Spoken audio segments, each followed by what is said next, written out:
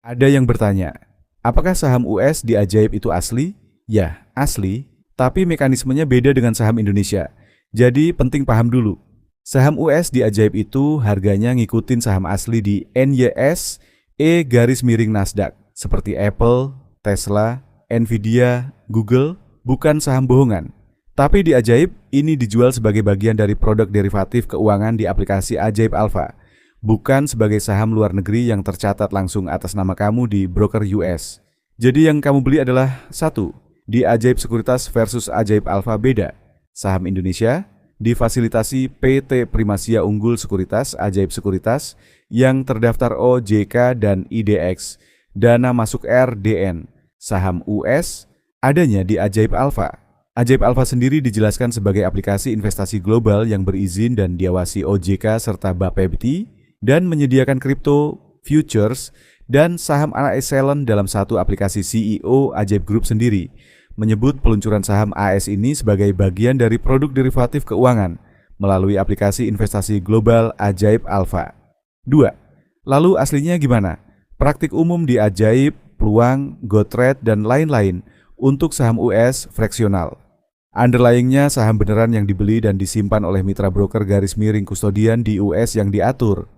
Kamu dapat fractional share mulai $1 Amerika Serikat, jadi bisa beli 0,001 lot Nvidia contohnya. Itu tidak mungkin kalau beli langsung satu lot di NYSE. Bukti kepemilikan tidak muncul di KSEI. KSEI hanya untuk saham IDX, tapi muncul di portofolio Ajaib Alpha kamu dan bisa diperjualbelikan lagi di dalam aplikasi. Mirip konsep tokenized stock yang Ajaib jelaskan.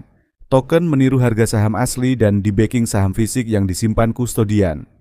Untuk saham US reguler, mekanismenya serupa. Harga real time, tapi penitipannya lewat kustodian luar negeri. Apakah aman? 1. Legalitas. Ajaib Group sudah terdaftar OJK. Ajaib Alpha disebut aman dan berizin. 2.